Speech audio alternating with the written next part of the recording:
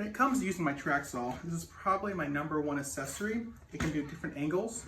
It gives more support right here. You can clamp from different sides, but let me show you how you can square up this board real quick using just this clamp, and this is factory set.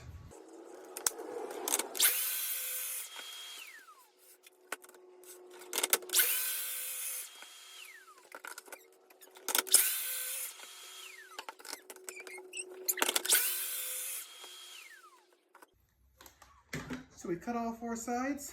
Let's grab the square and see how we did. All right.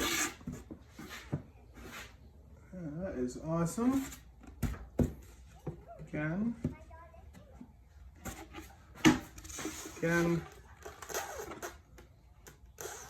No gaps. And again, no gaps.